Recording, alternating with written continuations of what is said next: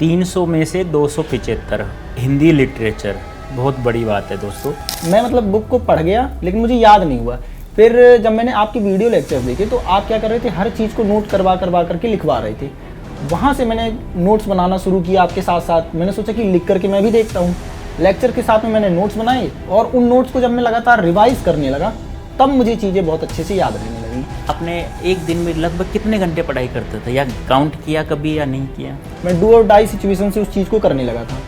तो फिर मैं ये करता था कि बस मुझे पढ़ना है। जैसे लोग बड़े बड़े एग्जाम को टारगेट करते होंगे यूपीएससी के लिए, मैं सीयूईटी के लिए डेडिकेटेड था। जी, मैं आपसे कहूँ कि अब सीयूईटी 2026 के जो स्टूडेंट्स तैयारी कर रहे हैं, जी सर, उनको क्या कहना चाहेंगे आप कि वो भी टॉप स्कोर प्राप्त करें, टॉप स्कोर के साथ में टॉप यूनिवर्सिटी प्राप्त करें, क्योंकि सपना सब देखते हैं यार, पूरा भी होना चाहिए वो। तो क्या कहेंगे सीयूईटी 2026 वाले स्टूडेंट्स को?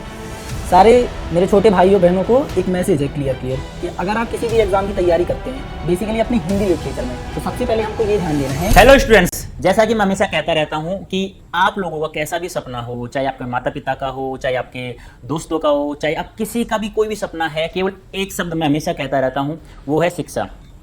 जिसके लिए आप लोग जितना ग्रहण करोगे ना, उतना ही, कहते हैं ना कि शिक्षा वो शेरने का दूध है, जो जितना पिएगा उतना दहाड़ेगा। उसी का उदाहरण आप लोगों के सामने एक स्टूडेंट है मेरे सामने। क्या नाम है, कितने मार्क्स आए हैं, उन्होंने कैसे प्रिपरेशन किया है, कितने घंटे पढ़ाई की है, ये सब चीज़ें हम लोग उसी की मुँह ज़बानी से सुनते हैं। तो बेटा क्या नाम है आपका? हेलो सर, मेरा नाम अजय कुमार पांडे है और मैंने सीयूईटी पीजी में 275 मार्क्स स्कोर किए हैं। 300 में से 275? जी सर। अच्छा, तो बेटा आपने जब प्रिपरेशन स्टार्ट किया, कब से स्टार्ट की थी? सर ये प्रिपरेशन मैंने विगत 6 महीनों पहले से ही स्टार्ट कर दी थी, क्योंकि मेरा नॉन हिंदी बैकग्राउंड था और मुझे ये क्लियर था कि अगर मुझे सीयूईटी पीजी निकालना है, एक टारगेट यूनिवर्सिटी, एक अच्छी यूनिवर्सिटी अगर पाना है, तो मुझे बेहतरीन प्रिपरेशन करनी पड़ेगी। तो लगभग 6 महीने मैंने बहुत अच्छी तरीके से इसकी पढ़ाई की थी। तो आप अड्डा सीयूईटी से पीजी से कैसे जुड़े बेटा? सर जब मैं स्टार्टिंग में पढ़ाई करना शुरू कर रहा था तो मैंने एक्सप्लोर किया यूट्यूब में सारे चैनल्स। तो वहाँ पे मैंने काफ़ी चैनल्स को देखा और वहीं पर मुझे अड्डा 24/7 देखा, जिसमें आपकी काफ़ी वीडियोस देखे। तो उससे मेरा मतलब इनिशियल फेज स्टार्ट होता है वहाँ से। अच्छा, तो उसमें ऐसा कौन सा वीडियो याद हो आप लोगों को, पहला कौन सा जो आपको अट्रैक्टिव किया कि हाँ मुझे यहीं से तैयारी करनी है, वहीं कहीं रुके आप? तो सर आदिकाल से ही जब हम बार बार पढ़ रहा था, मैं विश्वनाथ को मैंने पढ़ा, उसके बाद रामचंद्र शुक्ल को मैंने पढ़ा, मैं दृष्टि की NET की बुक भी ले आया। तो जब मैंने पढ़ना स्टार्ट किया तो मेरे को लगा यार ये मेरे को इतनी छोटी पतली सी बुक है विश्वनाथ, ये समझ में नहीं आ रही है। मतलब पढ़ तो पूरा गया, उस टाइम पे तो मुझे पूरा समझ में आ रहा था, थोड़ी बहुत हिस्ट्री की क्लैरिटी ही मुझे थी, तो मैं रिलेट कर पा रहा था, वो साइंटिफिक टेम्परामेंट से पढ़ भी पा रहा था, लेकिन मुझे याद कुछ नहीं हो रहा था। अच्छा, तो फिर मैं मतलब बुक को पढ़ गया लेकिन मुझे याद नहीं हुआ। फिर जब मैंने आपके वीडियो लेक्चर्स देखे तो आप क्या कर रहे थे, हर चीज़ को नोट करवा करके लिखवा रहे थे। वहाँ से मैंने नोट्स बनाना शुरू किया आपके साथ साथ। मैंने सोचा कि लिख करके मैं भी देखता हूँ। लेक्चर के साथ में मैंने नोट्स बनाए और उन नोट्स को जब मैं लगातार रिवाइज करने लगा तब मुझे चीज़ें बहुत अच्छी से याद रहने लगी। तो वहाँ से काफ़ी अच्छी कनेक्टिविटी हो गई और मैं आपको देखने लगा। अच्छा, तो इसका मतलब ये हुआ कि जो मैं लिख के पढ़ाता हूँ प्रत्येक शब्द को, तो वो अच्छा लगा आपको समझ में? तो मैं हमेशा कहता हूँ लिटरेचर जो पार्ट्स है बेटा, वो ना तो याद होता है ना वो रटा जाता है, वो हमेशा समझा जा सकता है। और वो कैसे समझेंगे हम लोग, जब एक चीज़ को हम लोग लिखेंगे ना तो वो अच्छे समझ में आएगा। अब मुझे कैसे पता चला कि ये बच्चों को कैसे समझ में आएगा अच्छे से? तो क्योंकि जब मैंने स्टार्ट किया था तो मैंने भी जैसे कि ऑफलाइन से, तो मुझे जैसे टीचर लिख के पढ़ाया है तो मैंने सोचा हाँ यार ये बेस्ट है। तो वही तरीका मैंने बच्चों के लिए अपनाया था और वही अजय को अच्छा लगा, वही अट्रैक्टिव लगा। तो बच्चे ने साथ साथ में नोट्स भी बनाया है, फिर उसकी PDF मिली है, तो PDF मिलकर फिर मिलान भी किया होगा, उसे 2-3 बार पढ़ा भी होगा, पढ़ने के बाद में उसे बिना देखे 2-3 बार लिखा भी होगा, तब जा करके वो हमें समझ में आता है। तो 300 में से 275 हिंदी लिटरेचर, बहुत बड़ी बात है दोस्तों। तो ये जो मार्क्स आपने प्राप्त किए, जैसे रिजल्ट आया, स्कोर आया, तो आपको लग सकता था कि इससे भी ज़्यादा मेरा स्कोर बन सकता था? सर एक्चुअली इसके पीछे एक स्टोरी है। तो चूंकि मैं बहुत दूर गया था पेपर देने के लिए अपने सेंटर से जबलपुर, तो एक रात पहले तो मैं सोया नहीं क्योंकि व्यवस्थाएं करनी पड़ रही थी। अगले दिन हमारी रात में ट्रेन थी, हम लोग रात की मतलब गए और स्टे करने के लिए कोई जगह अच्छी सी नहीं मिल पाई। तो हम लोग 2 रात पूरा जगे, 2 रात 2 दिन, और फिर जाकर के उस मतलब हालत में एग्जाम दिया हमने। सेंटर भी हम लोग सुबह 4-5 बजे पहुंच गए और हमारा एग्जाम था 2-3 बजे। तो वो एक बहुत बड़ा ड्यूरेशन हो गया था जिसमें हमने नींद गैप नहीं लिया था।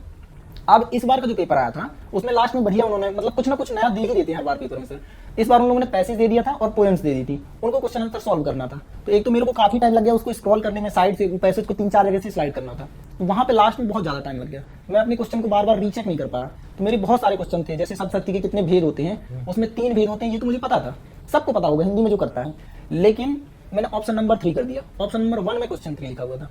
अच्छा, मतलब शब्द शक्ति कितने प्रकार की होती? 3 प्रकार की। ए ऑप्शन में 3 लिखा हुआ था, लेकिन इन्होंने दिमाग में क्या था कि 3 प्रकार होती, 3 पे टिक कर दिया। इसके अलावा मेरे वो गलत हो गया? जी सर, इसके अलावा मेरे 1-2 क्वेश्चन और इसी चक्कर में गलत हुए हैं, क्योंकि मैं उनको रीचेक नहीं कर पाया दोबारा से, मतलब एडजस्ट करने में काल वाल को आया था भारतेंदु द्विवेदी, तो वो तो सर डेट वाइज सब कुछ स्पष्ट है, लेकिन बस यही है कि ऑप्शन मतलब रीअरेंज नहीं कर पाए अच्छे से, नहीं तो सर 290 मार्क्स तो थे, डन थे सर। Very good.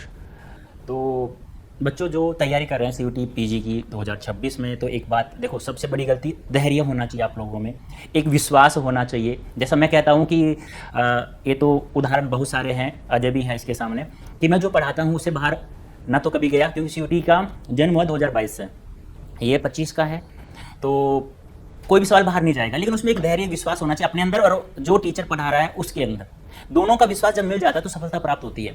अब आप लोगों को क्या देखना है कि चलो ठीक है 3 प्रकार होता है, अब उसमें देखो तो सही, तुम्हारे अंदर इतना धैर्य है, विश्वास है कि यार ए ऑप्शन में 3 दिया हुआ है प्रकार, आप 3 नंबर कर रहे हो, ए गलत ये हो गया। दूसरा, भाई सभी को पता है कि 4 कालखंडों में डिवाइड किया गया साहित्य को, समय सीमा सभी को पता है, आधुनिक काल का वर्गीकरण भी किया गया, समय सीमा सभी को पता है, लेकिन सुमेलित करने में ही बच्चे का गलत हो गया। इसका मतलब 290 भी स्कोर बच्चे का हो सकता था, लेकिन ये गलती आप लोगों को नहीं करनी है, ध्यान रखना एक तो बेटा। और जैसे कि मैं यदि कहूँ, आपका गोल क्या है आगे, आपका एम उद्देश्य जो भी है? फिलहाल तो मेरा गोल जो अभी कम समय का है, वो मुझे नेट जेआरएफ प्रयास करना है, ताकि जेआरएफ होल्डर में बन सकूं, ताकि मेरे पास एक स्टेबिलिटी आ जाए, उसके बाद मैं अपने आगे करियर के लिए मूव ऑन करूंगा। अच्छा, वेरी गुड, शाबाश। मतलब देखो, NET JRF, NET national eligibility test, junior research fellowship, जैसे आप पीएचडी करते हैं तो कुछ सरकार भी आप लोगों को मंथली जो भी पेमेंट होता है 30,000 35,000 वो आपको पर मंथ मिलता रहता है, ठीक है, तो अच्छा गोल है। और उसके बाद सर सिविल सर्विसेज के लिए, सिविल सर्विसेज तैयारी, वेरी गुड। यदि मैं आपसे कहूँ कि अब सीयूटी 2026 के जो स्टूडेंट्स तैयारी कर रहे हैं जी सर, उनको क्या कहना चाहेंगे आप कि वो भी टॉप स्कोर प्राप्त करें, टॉप स्कोर के साथ में टॉप यूनिवर्सिटी प्राप्त करें, क्योंकि सपना सब देखते हैं यार, पूरा भी होना चाहिए वो, तो क्या कहेंगे सीयूटी 2026 वाले स्टूडेंट्स को? सारे मेरे छोटे भाइयों बहनों को एक मैसेज है क्लियर कि अगर आप किसी भी एग्जाम की तैयारी करते हैं, बेसिकली अपने हिंदी लिटरेचर में, तो सबसे पहले हमको ये ध्यान देना है कि हम अपनी तैयारी में जो भी कर रहे हैं, तो एक बार हम अपने सिलेबस को गो थ्रू कर जाएं, पूरे के पूरे जो 7 से 8 पॉइंट होते हैं उनको आप चिपका करके पेस्ट करके रख लो। आपको समझ में आना चाहिए कि ये कौन से काल हैं, आदिकाल, भक्तिकाल, रीतिकाल, आधुनिक काल, तो सारी चीजों को एक प्रॉपर वे से देख लो। उसके अलावा भी जो प्रयोजन मूलक हिंदी रहती है उन सबको भी देखते रहो, जनसंचार माध्यम उसमें से क्या आता है, तो सिलेबस को सबसे पहले गो थ्रू करो, जानो उसके बारे में। विश्वनाथ त्रिपाठी को पढ़ना है, सर विश्वनाथ त्रिपाठी जी की पुस्तक को पढ़ना है, उससे एक नॉलेज आ जाएगा। आप उसको 1 बार पढ़ लो, 2 बार पढ़ लो, यूट्यूब में सर के लेक्चर्स हैं, तो सबसे पहले आप उसको जाकर के देखो, पहले पुस्तक को पढ़ लो, तो आपको एक अपने आप में एक इमेज क्रिएट होगी, तो उससे सर इमेज आ जाती है कि ऐसा कुछ होगा। जब हम आपसे पढ़ते हैं तो फिर हमको जानकारी मिलती है कि अच्छा ये चीज ऐसी थी, तो हमारी एक सोच डेवलप हो जाती है उससे। तो मुझे लगता है एक बार पुस्तक पढ़ो, फिर आप सर की सारी वीडियोस देख लो, जितने भी यूट्यूब में आप देख लो, क्योंकि उसमें ज्यादा समय नहीं लगता है सर, एक कम समय में आपको एक अच्छी नॉलेज हो जाएगी। उसके बाद आपको क्या करना है कि जितनी भी चीजें हैं सबके लेक्चर्स के साथ में आप खुद से हैंड रिटन नोट्स बनाइए, और उन हैंड रिटन नोट्स को अगले दिन, मतलब सप्ताह जैसे 6 दिन पढ़ाई करिए साथ, और हर दिन पिछले लेक्चर को रिवाइज करना है। अगर आपने ये 2-3 महीने भी कर लिया अगर, तो इसमें आपका सिलेबस कंप्लीट हो जाएगा। मतलब संडे को आपको पूरा कंप्लीट रिवीजन कर लेना है, अगर आप कर सकते हैं। और संडे को एक काम और करना है, वो है जितनी भी चीजें कुछ चीजें आपको तो फिर बोल रहे हो आप, सब कुछ बन रहा है, उसमें से कुछ इंपॉर्टेंट चीजें होती हैं, उनको नोट कर लो। इंपॉर्टेंट में कुछ ऐसा भी नहीं है कि जो कुछ खास आपसे नहीं बन रहा आप उसी को नोट कर रहे हो सकता है पुरानी वाली भूल जाए। एक कुछ ऐसा चार्ट प्रिपेयर कर लो। अब तो चैट जीपीटी भी है, आप अपने पेज को अपलोड करोगे उसमें तो खुद से चार्ट जनरेट करके दे देगा, तो ये आप कर सकते हो। एआई टूल्स का यूज करो, सर लोग हैं उनसे सपोर्ट लो, सर से अगर आप बात कर सकते हो तो बहुत अच्छी बात है, आपको प्रॉपर गाइडेंस मिलेगा, उससे बहुत बेहतरीन चीज नहीं हो सकती है। तो इस तरीके से आपको प्रयास करना है, और जब पेपर होता है उसके पहले जितने सारे मॉक टेस्ट हो सकते हैं लगाओ, जितने ज्यादा टेस्ट हो सकते हैं क्वेश्चन प्रैक्टिस लगाओ, और प्रयास करो कि एक बार 6 दिन, 5 दिन, 4 दिन, 3 दिन ऐसे सेट में, 2 दिन, फिर लास्ट में 1 दिन ऐसे रिवीजन के सेट बना दो, ताकि कम ज्यादा से ज्यादा। मैंने सर बहुत बार रिवीजन किया, मतलब नेट जेआरएफ की जो पुस्तक है उसको जितना दृष्टि आई है इसकी, उसमें मैंने लगभग 10-12 बार 15 बार पढ़ डाली है सर, कंप्लीट बार रिवीजन हो जाता था हम लोगों का। और कुछ कहना चाहेंगे आप सीयूटी 2026 के लिए? सर मैं आने वाले भाइयों बहनों को ये कहना चाहूँगा कि अगर आप चाहते हैं कि आपका सिलेक्शन हो जाए, बहुत टफ एग्जाम नहीं है, बहुत सीरियस नहीं लेना है। मैं कई बार बहुत ज़्यादा टेंशन में चला जाता था सर कि बहुत बड़ा एग्जाम होगा, क्या होगा, कैसे होगा, तो कहीं ना कहीं इसी सब चीज़ों के कारण जो मेरे नंबर कटे हुए हैं, यही चीज़ रिस्पॉन्सिबल है उसके लिए। मैं बहुत ज़्यादा पैनिक करता था कि यार कैसे होगा, क्या होगा, क्योंकि मैंने कभी एग्जाम दिए भी नहीं थे, और मैं बहुत ज़्यादा मतलब क्वेश्चन प्रैक्टिस भी नहीं कर पाया था, मतलब जितनी मुझे करनी चाहिए थी उतनी नहीं कर पाया था, मैंने काफ़ी की थी। तो मैं ये बोलूँगा कि आप बहुत ज़्यादा क्वेश्चन प्रैक्टिस करिए, और डरना नहीं है बीच में। अगर आप पहली बार देखा था मैंने पेपर में, मैं बताता हूँ, पहले मैंने पढ़ा था अच्छे से, मैंने बहुत सारे पहले हिंदी के लेक्चर्स भी देखे हुए थे, मैंने जब पढ़ा पेपर दिया तो मेरे 5 से 6 क्वेश्चन सही हुए थे सर टोटल, जो मेरे से आ रहे थे वो टोटल 5 to 6 क्वेश्चन थे। उसमें से जब मैं 72-73 क्वेश्चन में जा रहा हूँ तो वो कहीं ना कहीं एक फेज है, एक जर्नी है जिसे हमें फॉलो करना है, उस पर चलना है। तो उसके लिए हमारे लिए सीधा सा सिद्धांत ये है कि आप पढ़ो और सबसे इंपॉर्टेंट है रिवीजन। ये वो चीज है कि ये सर भी हमेशा बताते हैं, मैं भी बता रहा हूँ, लेकिन हम लोग फॉलो नहीं करते हैं। मैं भी नहीं कर पा रहा था, लेकिन जब मैंने किया तो उससे इफेक्टिविटी आई। हिंदी साहित्य का सिलेबस इतना वास्ट नहीं है, मतलब है बड़ा है पर इतना भी बड़ा नहीं है सीयूईटी पीजी का कि आप किया ना जा सके। हम लोग जल्दी जल्दी के चक्कर में निकलते जाते हैं। बस एक बार कर लें कि एक दिन में हमको काल विभाजन नामकरण करना है। आप काल विभाजन बस को ले लो सारा काल विभाजन क्या क्या है, किस किस ने क्या दिया। दूसरे दिन काल विभाजन हो गया, नामकरण से ले लो, किस व्यक्ति ने क्या क्या नामकरण किया है। आप शुक्ल जी का पहले मेन देख लो, बाद में जिन जिन लोगों ने किया उस हिसाब से देख लो। तो और फिर उसका एक चार्ट बना लो। चार्ट बहुत जरूरी है किसी चीज का, अगर आप चार्ट बना लेते हैं उसको चिपका लेते हैं। जैसे रीतिकाल में सर बहुत ज्यादा प्रॉब्लम जाती है कि एक एक कवि, इतने सारे कवि हैं और सारे कवियों ने न जाने कितना सारा कुछ लिख रखा है। दरबारी संस्कृति जी सर, बना, मतलब बहुत ज्यादा रचनाएं की हैं, देव ने बहुत सारी रचनाएं करके रख दी हैं। तो मैं क्या करता था, हर कवि की मैंने ट्रिक बना ली थी। मैंने इंपॉर्टेंट नहीं होती है सर सारी रचनाएं, 2-3 मेन नहीं होती, जो अगर पीवाईक्यू को सॉल्व किया मैंने बाद में, तब मुझे समझ में आया। मैंने रीतिकाल में बहुत वर्क किया सर, बहुत पर्सनल वर्क कर दिया। मतलब जैसे वीर जहांगीर, कवि रसिक विज्ञानी, राम रतन बावनी से नक्शे के छंद बारह केशव ही गानी। अब इसमें केशव दास की कम से कम नहीं आ गई थी, तो 15-20 रचनाएं आ गई हैं। और मैं देख लेता था, मैंने बोलता था बस केशव दास, ऐसे करके मैंने हर रीतिकाल की कवि की ट्रिक बना ली। तो ये बनाने में मुझे बहुत टाइम लगा, मैंने बहुत मेहनत की। तो आपको इस तरह नहीं करनी है। अगर आपको मिल जा रही है कहीं से ऑथेंटिक ट्रिक तो आप उस पर जाइए। या फिर सर भी बहुत सारी चीजों की ट्रिक बताते हैं और कई बार इंपॉर्टेंट बता देते हैं, तो उन इंपॉर्टेंट को टारगेट करिए। इतना ज्यादा फालतू जाना जरूरी नहीं है। और रीतिकाल में तो बहुत ही कम, बहुत ही मतलब एक्यूरेट चीजों को फॉलो करिए, क्योंकि उससे क्वेश्चन भी बहुत कम आते हैं और इफेक्टिविटी भी बहुत कम रहती है। तो एक तो समझना, नोट्स बनाना है, चार्ट बनाना है, आपको एक छोटा सा रजिस्टर भी बनाना अलग से, शॉर्ट्स नोट्स का, और साथ में ट्रिक्स। ये बहुत काम किया बेटा। जैसे देव का नाम लिया तो मुझे ट्रिक्स याद आ गई, रस जाति भाव भवानी विलास, रस विलास, जाति विलास, भवानी विलास। तो ये एक ट्रिक्स है छोटी सी। मैं हमेशा कहता हूँ कि रामानंद के प्रमुख 12 शिष्यों के नाम बताइए, रैग दसे बांसु असु पशु, रैदास कवि धन्ना सेना पीपा, सब ऑटोमेटिक याद हो जाते हैं ये सब चीज़ें। मैं कहता हूँ कि बच्चा लोग बताइए वल्लभाचार्य के 4 शिष्यों को लेकर किस ग्रंथ में मिलता है, तो बच्चे कहते हैं 84 वैष्णव में मारता, याद नहीं आता कुंभन सूर परम कीर्तन। ये ट्रिक्स बनाना बहुत जरूरी है दोस्तों। बिना ट्रिक्स के, बिना लिख करके साहित्य क्लियर नहीं होता है।